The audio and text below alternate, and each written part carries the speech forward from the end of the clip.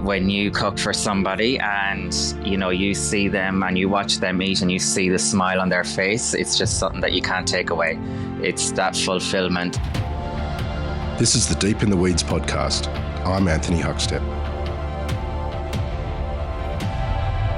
Large-scale catering takes a very different approach to a small suburban restaurant, but the intended outcome is the same: making people full and happy with great food. So how do you do that on a grand scale? Declan McGovern is a chef with Crown Resorts, currently working at Flemington Racecourse. Declan, how are you? I'm very well, thank you. How are you? I'm good. It's good to get you on the show. You're a busy man with all sorts of things, with Flemington races and your own sort of private sort of dinners and things. How are things at the moment? Yeah, it's good. Listen, it's busy. There's a lot going on for me at the moment with Flemington. We're kind of getting Melbourne Cup Carnival underway at the moment with tastings happening. And yeah, I've got my own kind of side gigs happening at the weekends and private dinners, private catering, a couple of events going on in between and a few collaborations with some venues in Melbourne. But, it's good. I'm really enjoying it and, I really like to keep busy. So yeah, I'm happy out. Gearing up for the spring carnival must be fascinating as a chef because you feed so many people. Give us a bit of an insight into sort of what you're doing at the moment with the sort of creating menus and preparing for that. Yeah, so it's such a great thing to be involved with. Like it's being involved in a race that stops the nation. Sometimes you need to stop and just think about all those people that you've fed and the organisation and the planning that goes into it. So right now we're just finalising some menus with the rest of the team, and from there we'll execute some tastings in about a month's time, and then from there it kind of goes into production and working on how big of a team we need to the kitchens that are going to be open, the support that everybody needs to execute it to the standard that we want here at Flemington and Crown. Give us a sense of the scale of it all. How many people are we talking about? What sort of volumes of food are we doing? Oh, throughout the whole race course, over 100,000 people. That's split up into different ways between retail dining, private dining, corporate suites. So yeah, there's lots and lots and lots going on. But, fortunately, we have an amazing team here and, we all work together. And don't get me wrong, it can be very stressful, but, we all kind of bounce off each other when it does kind of get a little bit intense. And yeah, it's just to execute it properly, it just comes down to the planning for us. We always like to keep ahead of the game and just be organised and set up and trial things just to make sure that they work and that we're confident with it for a smooth execution. Does the sheer volume sort of affect the creativity and sort of what you need to do on the plate as such?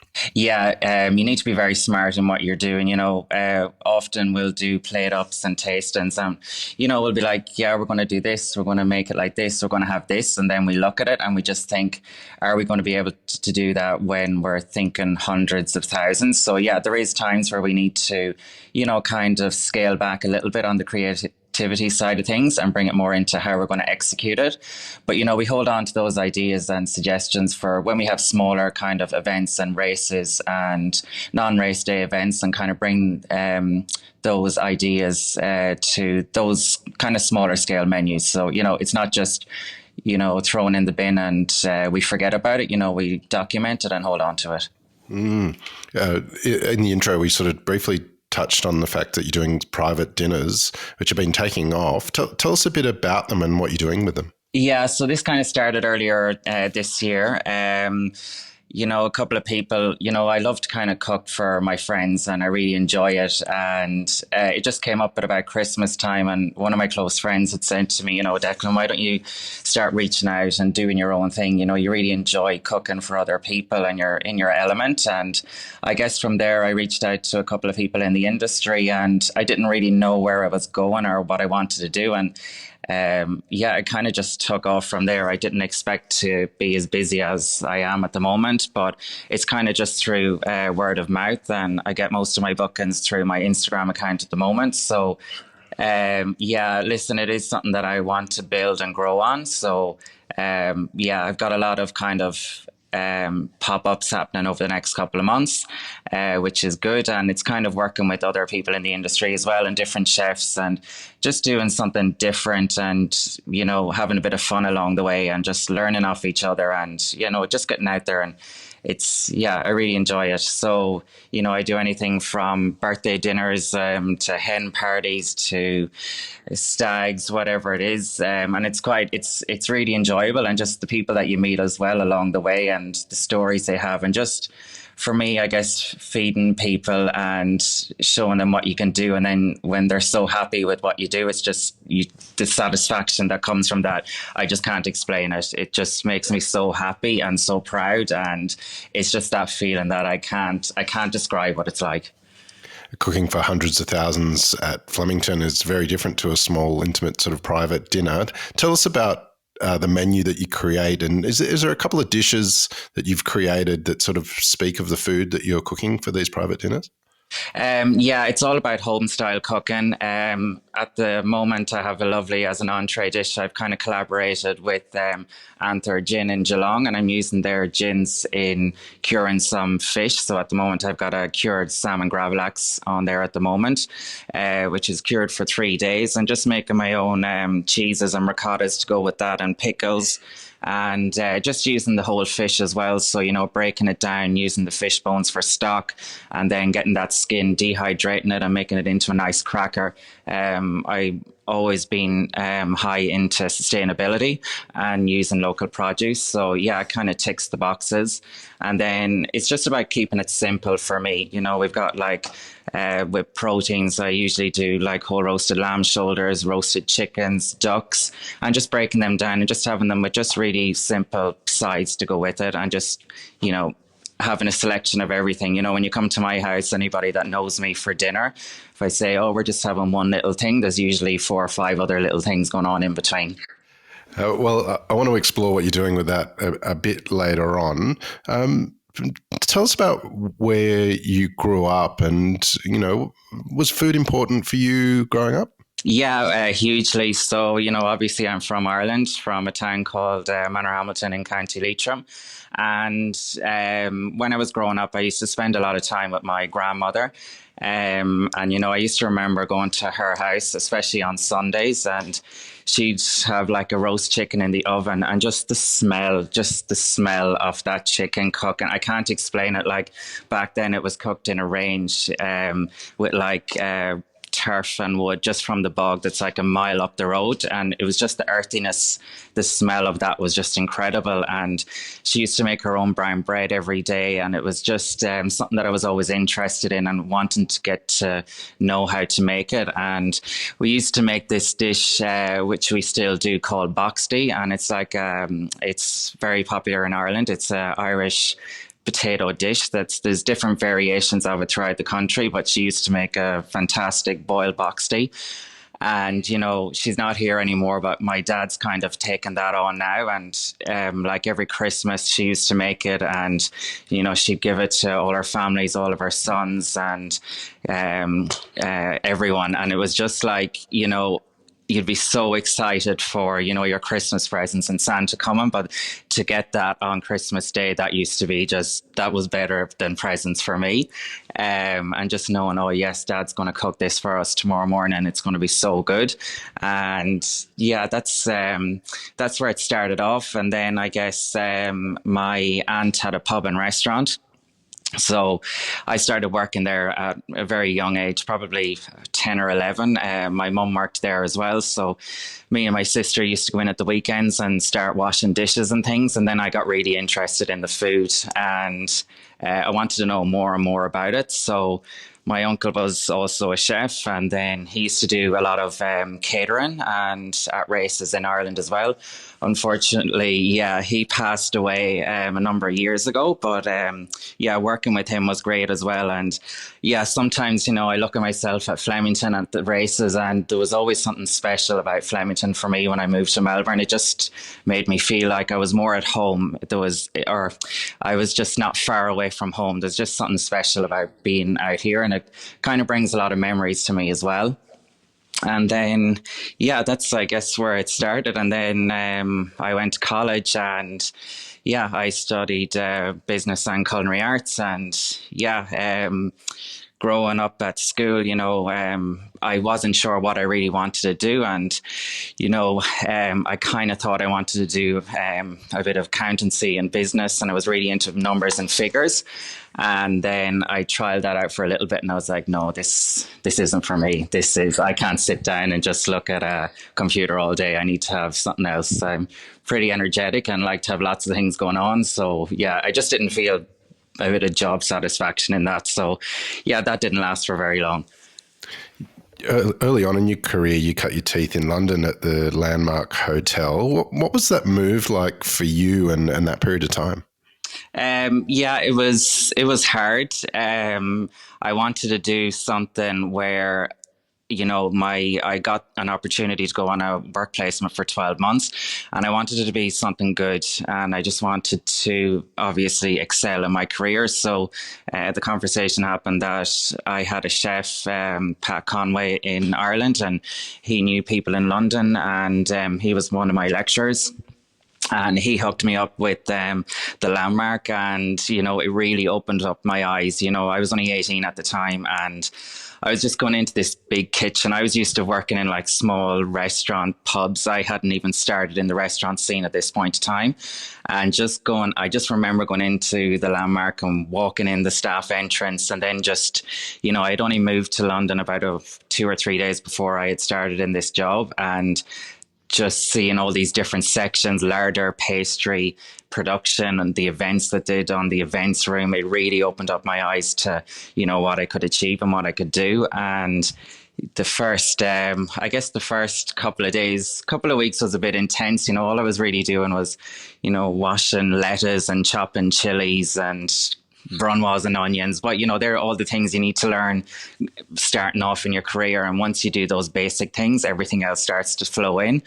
But then I guess I kind of kept my head down, and I wanted more. Like, I wanted to be on sauce section. I wanted to cook meat. I wanted to be in the events and see how these were all executed. And then I was lucky enough, I teamed up with the executive sous chef, Matthew Fletcher, at the time. And yeah, he took me under his wing, and we got along very well. And I just basically worked with him for the rest of the 12 months throughout the hotel in different sections, in the winter garden as well.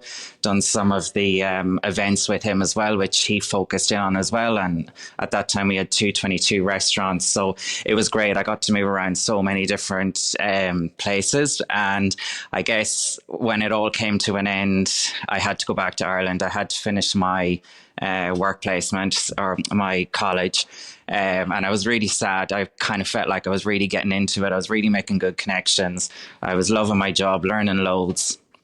Don't get me wrong, it was hard. Like, the hours were pretty full on, but what I learned from that job is something that I'll always hold to this day. So, it was good. And then, yeah, I had plans to move back to the UK actually and go back to the Landmark.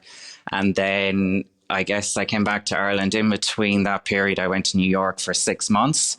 And then I guess I wanted to travel more. So, a close friend of mine also said to me, you should travel and see the world. And then I was like, yeah, Matthew was in Sydney. So I was like, you know what? I'm going to go to Sydney for 12 months and see how it is. And 10 years later, I'm still in Australia.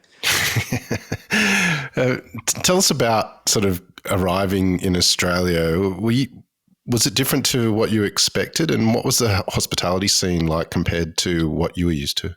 Yeah, it was completely different. I didn't really know what to expect. I was just I didn't know anything about Australia. I was used to seeing like programs on television in Ireland from Australia and seeing the sun and the beach. And it used to look like such a good lifestyle, which it is. And I couldn't believe the change in hospitality in Australia compared to Europe and the UK. It is, for me, it's completely different. I think the work-life balance in Australia is a lot more, it's different. And, people in Ireland often ask me about that when they say, oh, it's hard to get chefs, it's hard to get hospitality people. It is hard in Australia as well. But I think for me, it's the weather here as well, and the lifestyle, the casual lifestyle you have in Australia is a lot different to kind of the rush and the fast paced of things in London. So I think the weather also has like a massive influence on things because it generally makes people happier. And I think you get to do a lot more kind of outdoor catering and events and pop ups that I just think that, yeah, it was completely different to the hours in Australia when I started here were very much structured as well. That, you know, it was a 38 to 40 hour working week. That always didn't happen, but you were compensated for it. You spent a lot of your time in Sydney with Matt Moran and the Soletel group. Tell us about that period of time. You sort of bounced around different venues, but what were the really sort of important people and venues that you worked at during that time? Yeah, so that was my first job actually when I came to Sydney. And, you know, it was one of the best. I remember I went for an interview down at Aria and it was for a job at Chiswick at the Gallery. It just opened up. So Chiswick was just opened and then the gallery opened up. And I remember being interviewed by this girl called Kimberly. And she had told me that the head chef of the gallery was a girl called Laura and she was 22. From the moment I heard that, that really excited me because I was like, wow, like how is this girl 22 and she's a head chef of one of Matt Moran's restaurants in the Art Gallery of New South Wales. So I was already excited. Like, I was like, I really want this job. So luckily enough, I got the job and I'd done a trial first of all. Laura wasn't there on the day that I'd done my trial, but I'd done it with her sous chef. We were all happy. That was on a Friday. I started work on the Monday and you know what? It was one of the best things that has ever happened to me. I am very close with Laura. You know, if she's obviously Matt Moran's group chef. And I have to say, if I called Laura right now or text her and I said, hey, listen, I need something, she'd be there for me in the flash of an eye. I learned so much from her. And yeah, it started off at Chiswick at the Gallery and then Laura kind of went on to do her own thing with Matt's other side of the business and different things. And then from there, I went to North Bondi Fish for a little while, went to the opening of Barangaroo House. And then Laura then had come back down to Opera Bar to kind of oversee it and just try and change the venue and the narrative and the food style. And she had asked me if I would come on board with her. And yeah, I did. And it was great to work with her again. And yeah, like I just learned so much from her, from food to, you know, local produce to running a business successfully. You know, there was other people in there as well. Like, you know, Jason is here as well. And he's in Melbourne at the Stoke House. And I worked with him at Barangaroo House for a little while as well. And, you know, another phenomenal chef who also, you know, would do anything for me if I needed something and just the support and the things that I learned from him. And I remember one time working at Barangaroo House and B was the restaurant at that point of time.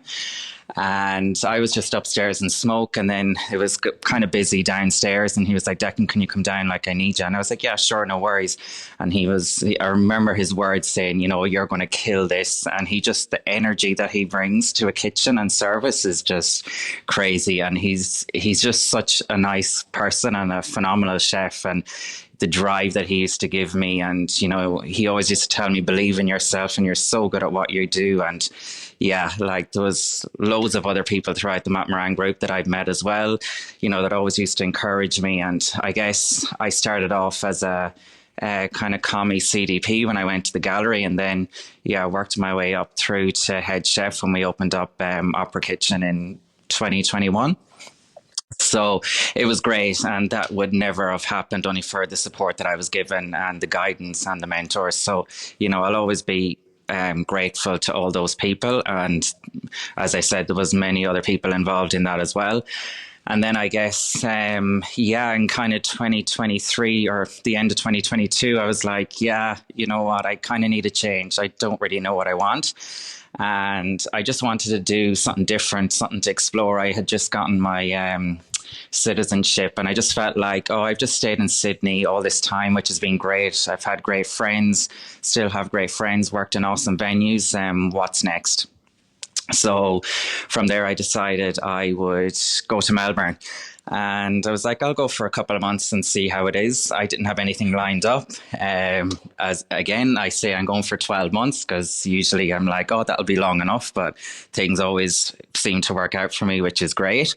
And then I didn't really know what I wanted to do. So I just done some casual shifts and done some work at Flemington, done some work at Crown, the MCG, just all those big kind of catering gigs. I wanted to explore what that was like, and just I'd done restaurant work and I'd done big venues, but not big kind of catering venues. And it was just something that I wanted to explore. And that was great. And I kind of dipped around here and there for about 6 months. And then I kind of got bored. So I'd done a stint in Mount Buller as well for 3 months, just doing private dining and in a lodge up there, which was great. And then I got itchy feet and I just needed something more. I needed more of a push. I needed more of a drive. So then, I had worked with Josh at Flemington. So, he offered me a position to come on. And that was about 2.5 years ago. So, it's great. The team we have at Flemington are, amazing, as I spoke about. And in between all that, just before I had taken on the full-time role at Crown, I'd done Australian Open and done a pop-up with Nomad, which was great. So again, I had the chance to work with Jackie Chandler, which was amazing, and another great chef, and just great energy, great vibe. Didn't get to work with her for that long, but the time that I did spend with her and just working alongside her, it was great. It was something that I was so excited about. I had obviously known her, followed her, but didn't know her personally, and she's just another great chef. And I just remember plating up dishes with her, and her kingfish dish that was on at Nomad at the time. I remember plating it up with her, and she's like, Declan, you're going to be looking after this larder section, and we need to plate this kingfish like it's a garden. And it's just something, just the finesse she put on the plate. It's just I'll always remember those words. You've been part of many different sort of cooking competitions, but one that really stands out is Chef Island back in Dublin. Tell us about sort of your experiences with that. So I done 2 of those competitions. That was very early on, actually. The first one, I was 18. I done the open chicken categories. So I made chicken chasseur at the time, and came second place in that. There was about 20 contestants.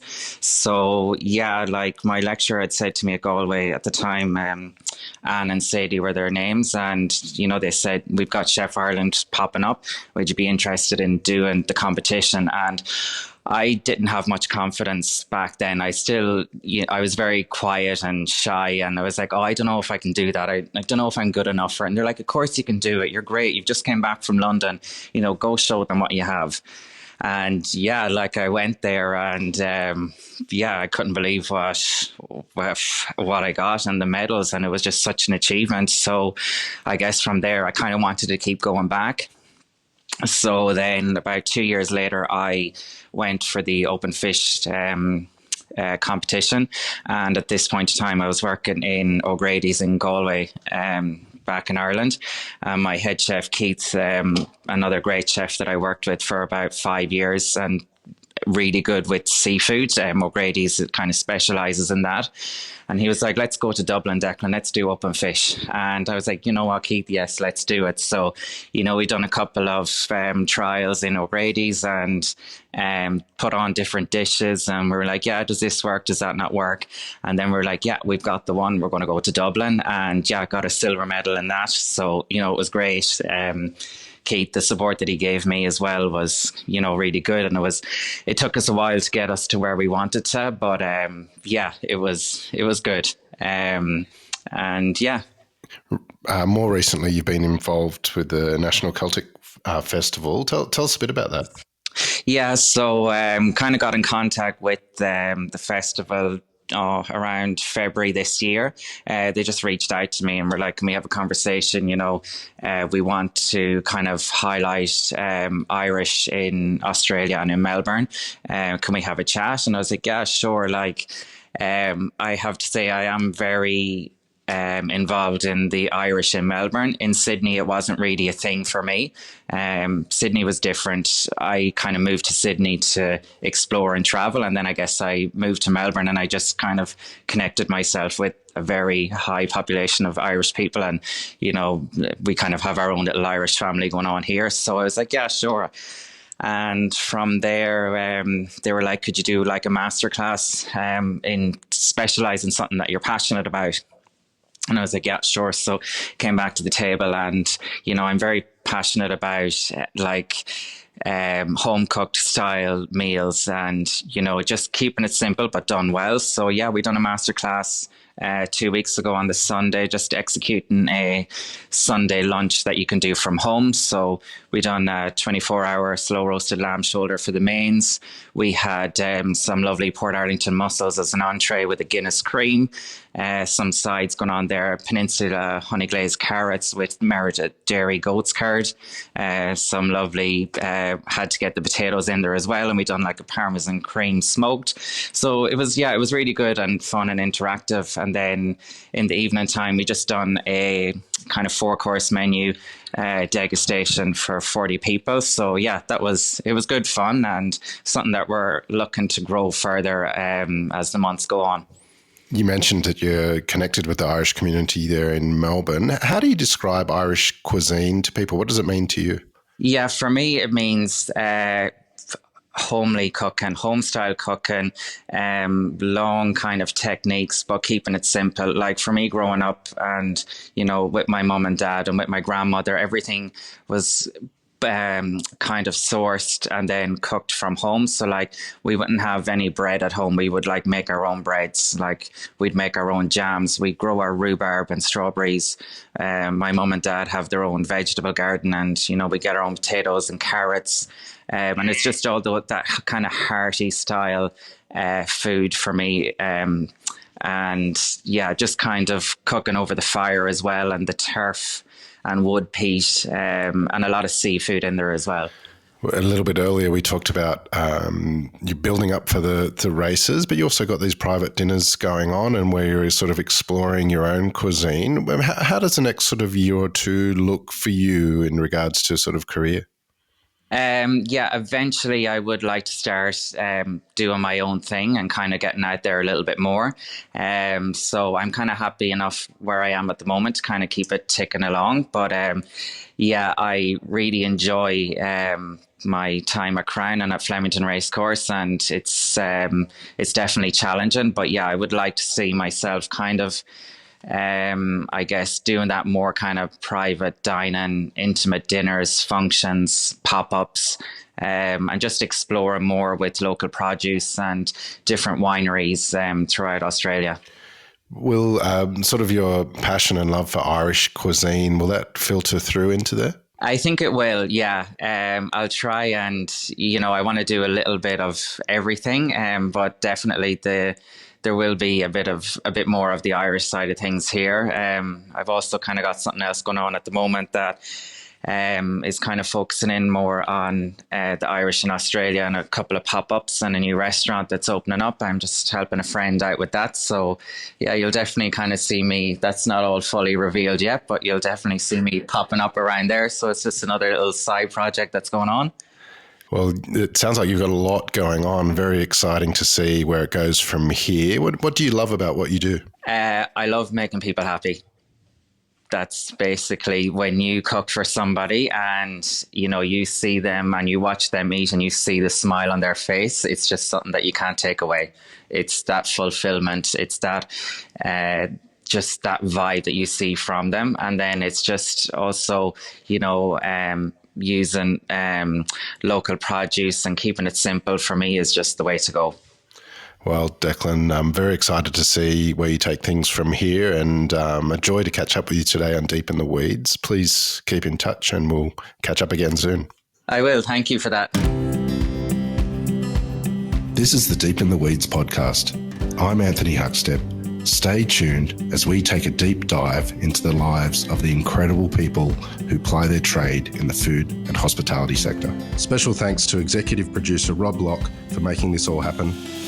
Follow us on Instagram at Deep in the Weeds Podcast, or email us at podcast@deepintheweeds.com.au. Thanks to executive producer Rob Locke for making this all happen.